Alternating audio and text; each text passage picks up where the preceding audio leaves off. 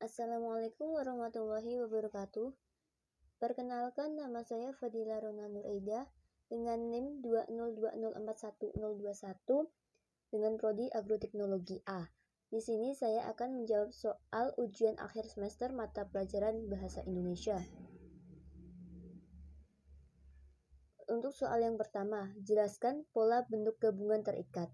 Tulislah kembali bentuk gabungan terikat berikut ini. A. Adi plus kuasa. B. Catur plus tunggal. C. Dwi plus warna. D. Ekstra plus kurikuler. E. Kontrak plus revolusi. F. Purna plus wirawan. G. Sabta plus krida. H. Sub plus bagian. Untuk jawabannya, pola bentuk gabungan terikat yaitu penggabungan bentuk terikat dan bentuk terikat unsur ditulis serangkai serta tidak diberi tanda hubung. Contohnya, yang pertama, Adi plus kuasa menjadi Adi kuasa. Adi kuasa penulisannya digabung dan A menggunakan huruf kapital karena Adi kuasa adalah nama negara. Kemudian yang contoh kedua, catur plus tunggal menjadi catur tunggal. Penulisannya digabung. Untuk huruf C menggunakan huruf kapital karena catur tunggal adalah nama sebuah desa. Kemudian yang ketiga ada dwi plus warna menjadi dwi warna. Karena dwi warna termasuk bentuk kalimat kata benda, yaitu sesuatu yang berwarna dua. Jadi digabung. Kemudian yang keempat ekstra plus kurikuler menjadi ekstra kurikuler. Karena ekstra kurikuler merupakan sebuah tindakan. Jadi penulisannya digabung. Untuk yang kelima, kontra plus revolusi menjadi kontra revolusi dengan penulisannya digabung. Karena kontra revolusi adalah orang yang menentang revolusi. Untuk yang keenam, ada purna plus wirawan menjadi purnawirawan. Purnawirawan penulisannya digabung dan huruf kalimat pertama menggunakan huruf kapital karena purnawirawan adalah sebuah gelar untuk para pensiunan tentara. Untuk yang ketujuh ada sabta plus krida menjadi sabta krida dengan penulisannya digabung karena sabta krida adalah sebuah istilah politik sehingga penulisannya digabung dan S-nya menggunakan huruf kecil. Kemudian selanjutnya ada sub plus bagian menjadi subbagian karena subbagian adalah makna sebuah di bawah bagian. Jadi penulisannya digabung. Di sini saya mendapatkan jawaban dari sumber Widya-Zrama.2010. Pedoman Umum Ejaan Bahasa Indonesia yang disempurnakan dan Pedoman Pembentukan Istilah Bandung. 2. Pusat Pembinaan dan Pengembangan Bahasa Departemen Pendidikan Nasional Republik Indonesia. Untuk soal yang kedua, jelaskan perbedaan bentuk penalaran deduktif dan penalaran induktif. Berikan contoh penerapannya. Untuk jawabannya yaitu yang pertama, penalaran deduktif yaitu prosedur yang berpangkal pada suatu peristiwa umum yang keberadaannya telah diketahui atau diyakini dan berakhir pada suatu kesimpulan atau pengetahuan baru yang bersifat lebih khusus. Atau biasanya penalaran deduktif itu memahami suatu gejala terlebih dahulu yang harus memiliki konsep dan teori tentang gejala tersebut, kemudian baru dilakukan penelitian di lapangan. Untuk contoh penerapannya, masyarakat Indonesia konsumtif dikarenakan adanya perubahan arti sebuah kesuksesan dan kegiatan imitasi dari media-media hiburan yang menampilkan gaya hidup konsumtif sebagai prestasi sosial dan penanda status sosial. Untuk peristiwa umumnya yaitu masyarakat Indonesia konsumtif, dan untuk peristiwa khususnya yaitu adanya perubahan arti sebuah kesuksesan dan kegiatan imitasi dari media hiburan yang menampilkan gaya hidup konsumtif sebagai prestasi sosial dan penanda status sosial. Untuk yang kedua adalah penalaran induktif. Penalaran induktif yaitu prosedur yang berpangkal dari peristiwa khusus sebagai hasil pengamatan empirik dan berakhir pada suatu kesimpulan atau pengetahuan baru yang bersifat umum. Biasanya penalaran induktif itu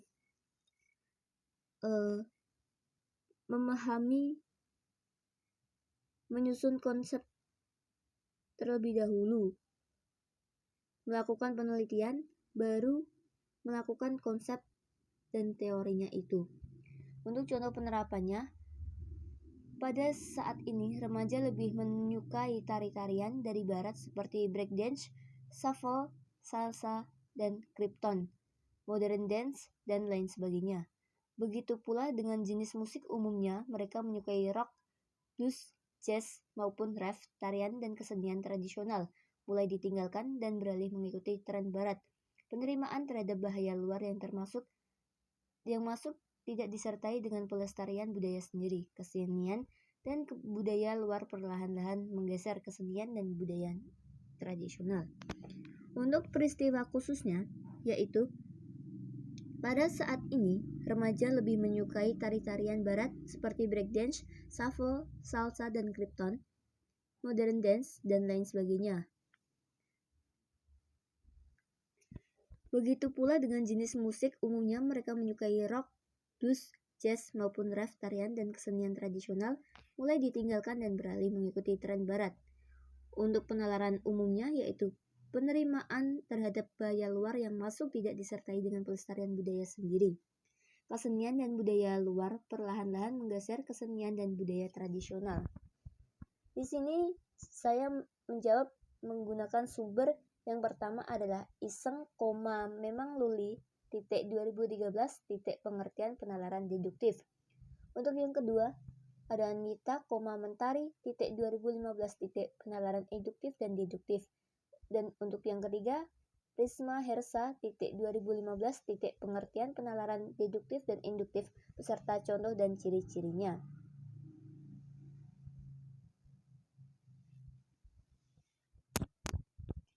Untuk yang ketiga, jelaskan dan berikan contoh transkripsi dan transliterasi.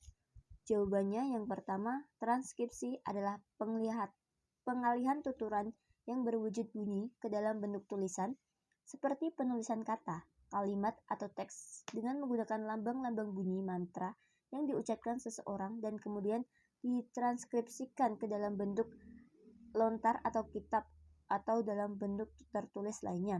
Contoh, Jang Jawokan hasil penelitian Wiwi Kartiwi. Deung Deuleu Sima Deuleu, Deung Deuleu Malik Katineung, Nenju Aing Sia Ceurik, Ceurik Sia Inget Ka Aing, Nya Aing Nu Boga Asihan Neuleu. Contoh di atas merupakan sebuah mantra dari bangsa lain. Untuk yang kedua, transliterasi adalah penyalinan dengan penggantian huruf abjad yang satu ke abjad yang lain. Contohnya, bahasa Arab wa huwa khair ar-razakin diterjemahkan ke dalam kalimat bahasa Indonesia. Untuk selanjutnya sama seperti zakat al-mal surah An-Nisa. Di sini saya menjawab menggunakan sumber Ika, Robita, 2012, transkripsi, transliterasi, dan terjemahan karya sastra kuno Indonesia.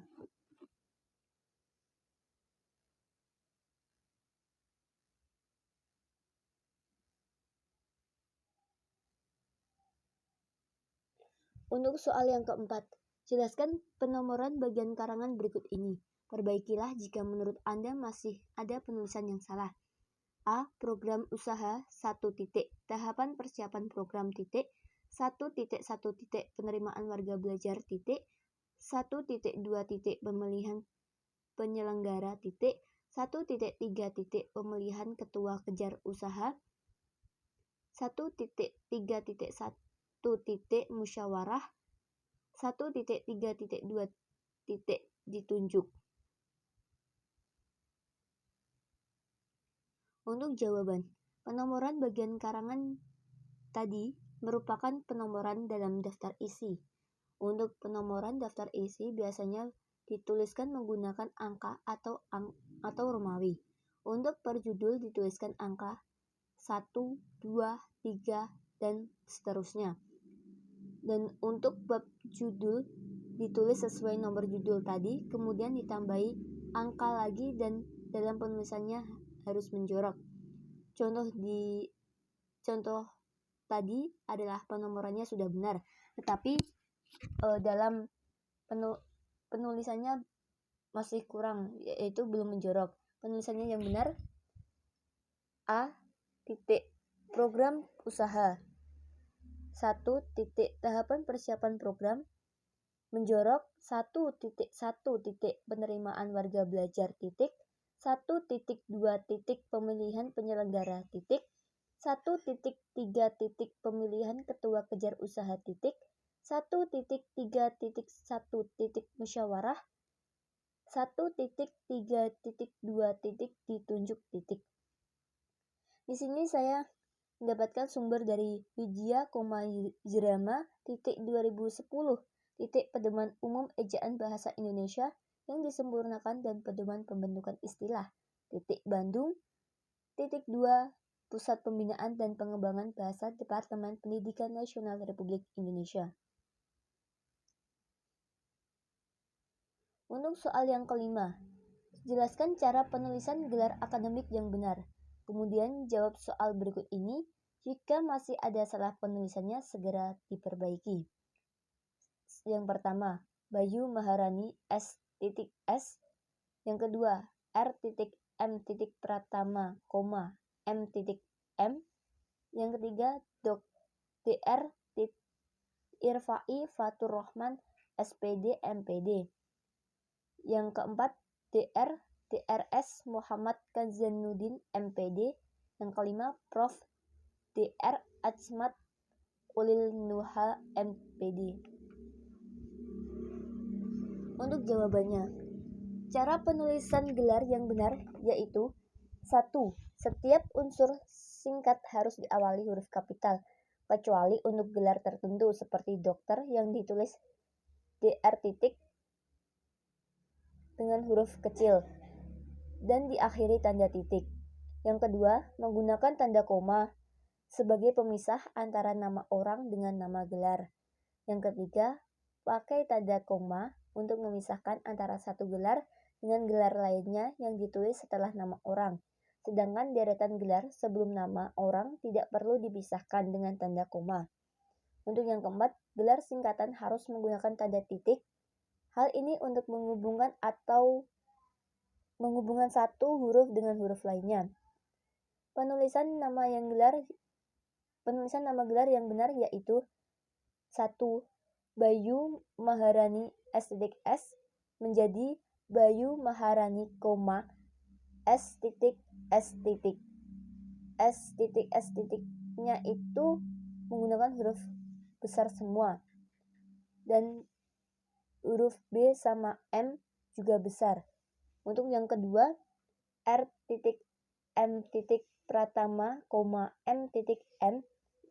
menjadi R besar titik, M besar titik, Pratama P besar, M besar titik, M besar titik. Untuk yang ketiga, D besar R Irfai Fatur Rahman SPD MPD menjadi DR titik, D-nya besar, Irfai Fatur Rahman, I dan F-nya besar karena nama orang, S besar titik, P besar, D kecil titik, M besar titik, P besar, D kecil titik. Yang keempat, D besar R kecil, D kecil R kecil S kecil, Muhammad M besar, Kanzanuddin K besar, MPD besar semua, menjadi D besar R kecil titik, D besar RS kecil semua titik, Muhammad M besar, Kanzanuddin K besar, koma, M besar titik, P besar D kecil titik. Untuk yang kelima, Prof P besar, DR besar semua, Ahmad A besar, Ulin besar, U besar, Nuha N besar, MPD besar semua, menjadi Prof titik dengan P huruf balok, DR titik DR balok semua, Ahmad Ulin Nuha dengan huruf A, U, dan N besar semua karena menunjukkan nama orang, koma, M besar titik, P besar D kecil titik. Di sini saya mengambil jawaban dari sumber Nugraha, JV titik 2020 titik cara penulisan gelar yang benar lengkap beserta contohnya titik Jawa Tengah titik 2 Merdeka. Untuk soal yang keenam, jelaskan penggunaan tanda elipsis, tanda kurung siku, dan tanda kurung. Berikan contoh penggunaan tanda tersebut dalam kalimat. Untuk jawabannya, A. Tanda elipsis yaitu tanda yang dipakai dalam kalimat yang terputus-putus dan dipakai untuk menunjukkan bahwa dalam suatu kalimat ada bagian yang dihilangkan. Contohnya, kalau begitu, titik-titik, koma, marilah kita laksanakan. Itu tanda yang dipakai dalam kalimat terputus-putus. Dan contoh yang kedua, pengetahuan dan pengalaman kita, titik-titik, masih sangat terbatas. Tanda kalimat tersebut menunjukkan bahwa dalam suatu kalimat ada bagian yang dihilangkan. Untuk yang kedua, tanda kurung siku yaitu tanda yang dipakai untuk mengapit huruf, kata, atau mengapit kelompok kata sebagai koreksi atau bagian kalimat yang ditulis oleh orang lain, serta untuk keterangan dalam kalimat penjelas yang sudah bertanda kurung. Contoh, untuk yang tanda yang dipakai untuk mengapit huruf yaitu ia memberikan uang dalam kurung kepada kurung tutup anaknya. Untuk contoh yang kedua,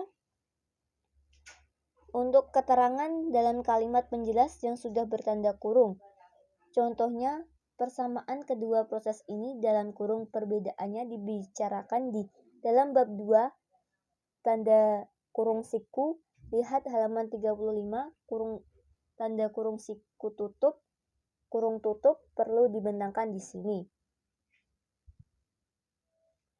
Untuk yang ketiga, tanda kurung yaitu tanda yang dipakai untuk mengapit tambahan keterangan atau penjelasan, mengapit keterangan yang bukan bagian utama kalimat, mengapit kata yang kehadirannya di dalam teks dapat dihilangkan, dan mengapit huruf yang merinci urutan keterangannya. Contohnya, untuk mengapit tambahan keterangan, yaitu dia tidak memiliki SIM, kurung buka, surat izin mengemudi, kurung tutup.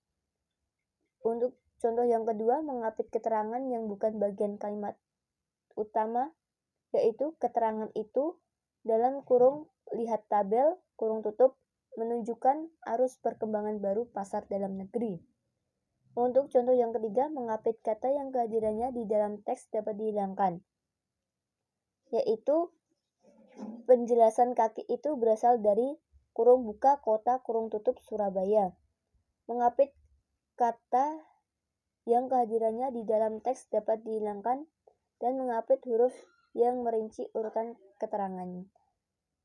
Contohnya, faktor produksi menyangkut masalah dalam kurung A, bahan baku, dalam kurung B, biaya produksi, dan dalam kurung C, tenaga kerja.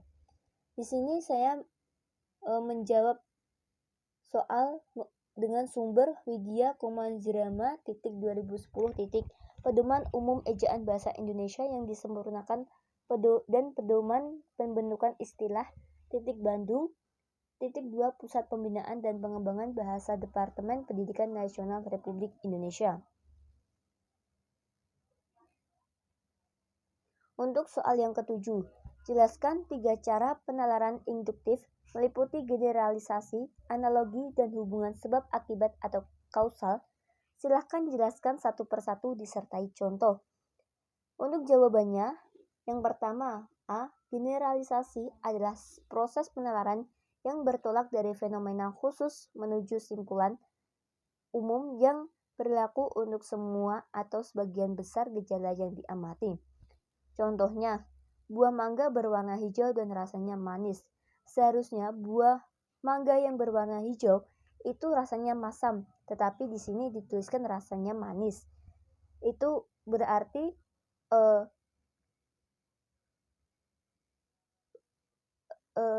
peristiwanya itu bertolak belakang dari apa yang dibicarakan. Kemudian yang B, analogi adalah proses penyimpulan berdasarkan fakta atau kesamaan membandingkan dari dua peristiwa yang berlainan berdasarkan kesamaannya, kemudian ditarik kesimpulan dari persamaannya tersebut. Contohnya, klub Persija Jakarta mampu masuk babak final karena berlatih setiap hari. Untuk yang C, hubungan sebab akibat atau kausal adalah proses penalaran yang diperoleh dari gejala yang saling berhubungan. Contohnya, penebangan liar di hutan mengakibatkan tanah longsor. Di sini saya mendapatkan jawaban dengan sumber Supriyanto 2011 penalaran induktif dalam kurung induktif reasoning Goldstein 2 UNJ. Untuk soal nomor 8, jelaskan yang dimaksud dengan silogisme. Berikan contoh silogisme. Untuk jawaban saya, silogisme merupakan cara menarik kesimpulan secara deduktif, yakni dari premis-premis umum atau mayor dan khusus minor. Silogisme juga disebut sebagai penyimpulan tidak langsung karena konklusi diambil dari dua permasalahan yang dihubungkan dengan cara tertentu.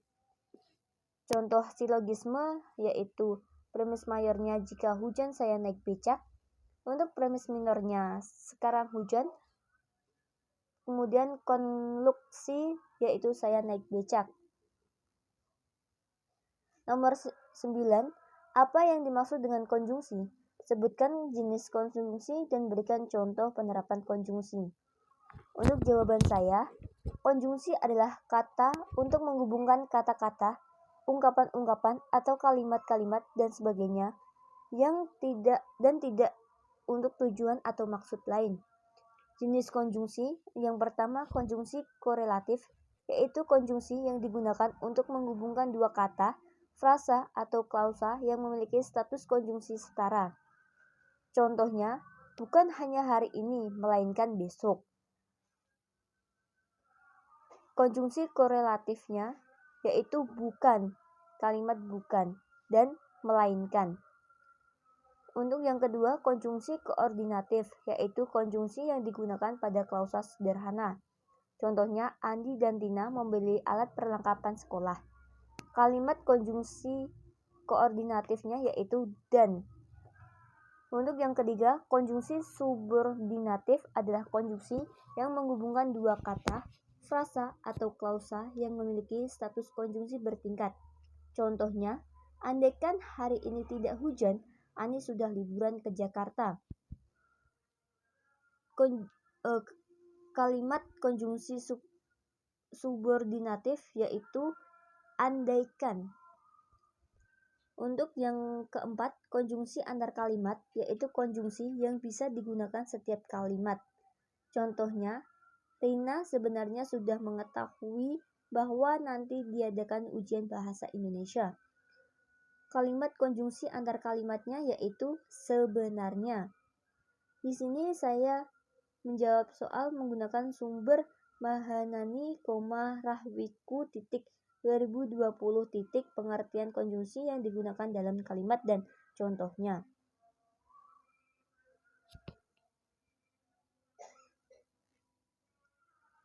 Untuk soal yang terakhir nomor 10, wacana terbagi menjadi 5, yakni wacana narasi, deskripsi, eksposisi, argumentasi, persuasi. Jelaskan ciri dan perbedaan tiap wacana tersebut, serta berikan contohnya.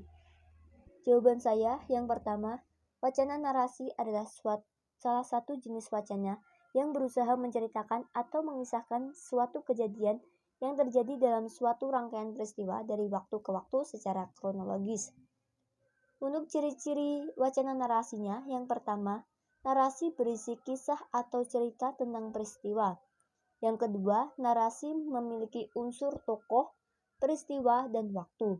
Untuk yang ketiga, narasi bersifat fiksi maupun non-fiksi. Dan keempat, narasi bertujuan menciptakan kesan kepada pembaca.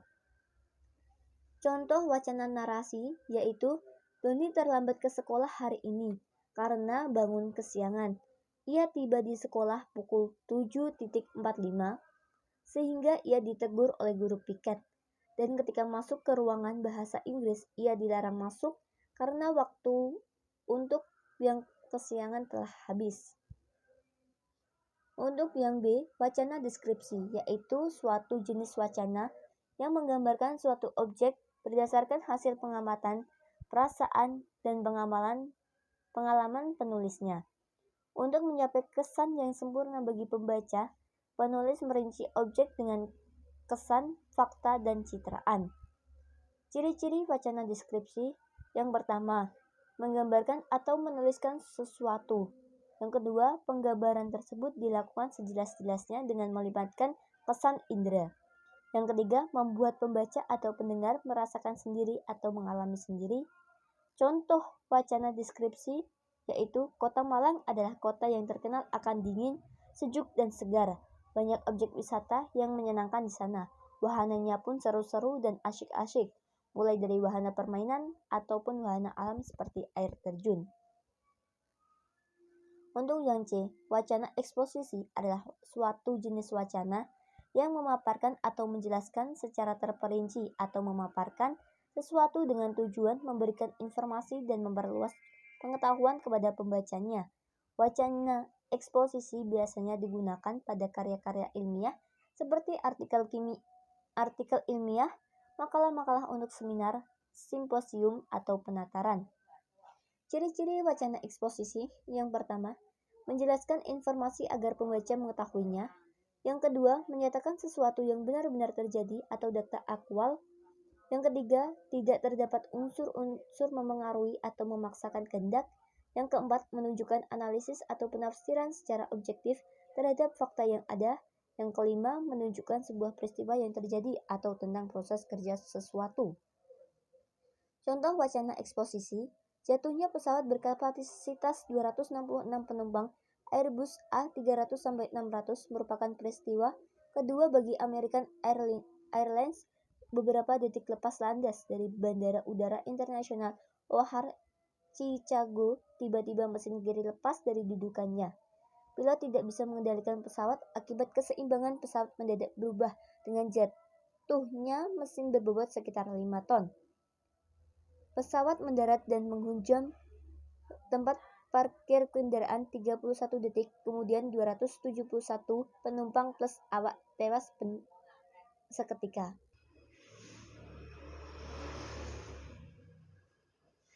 Untuk yang D, wacana argumentasi adalah suatu jenis wacana yang berisi pendapat, sikap, atau penilaian terhadap sesuatu hal yang disertai dengan alasan, bukti-bukti, dan pernyataan-pernyataan yang logis.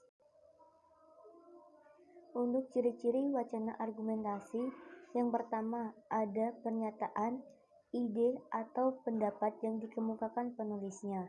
Yang kedua, ada alasan, data, atau fakta yang mendukung. Dan yang ketiga, pembenaran berdasarkan data dan fakta yang disampaikan. Contoh dari wacana argumentasi. Menurut Iskandar, sudah saatnya masyarakat mengubah paradigma agar lulus SMP langsung masuk SMA. Kalau memang lebih berbakat pada jalur profesi, sebaiknya memilih SMK. Dia mengingatkan sejumlah resiko bagi lulusan SMP yang sembarangan melanjutkan sekolah. Yang paragraf persuasi adalah bentuk karangan yang bertujuan untuk meyakinkan seseorang, baik pembaca maupun pendengar, agar melakukan sesuatu yang dikehendaki penulis. Ciri-ciri paragraf persuasi: yang pertama, harus menjelaskan segala informasi. Yang kedua, menggunakan gaya informasi yang persuasif atau bersifat mengajak. Dan yang ketiga, memberikan penyampaian secara lugas. Contoh paragraf persuasi yaitu, marilah kita membuang sampah pada tempatnya agar lingkungan kita bebas dari banjir dan bebas dari penyakit yang disebabkan oleh sampah-sampah yang dibuang tidak pada tempatnya. Oleh karena itu, perlu kesadaran pada diri kita masing-masing untuk membuang sampah pada tempatnya. Di sini saya menjawab soal dengan sumber Friyanti, Vetia 2015 wacana narasi, deskripsi, eksposisi, argumentasi, dan persuasi. Cukup sekian video dari saya mengenai jawaban ujian akhir semester Bahasa Indonesia. Wabillahi taufik wal hidayah. Wassalamualaikum warahmatullahi wabarakatuh.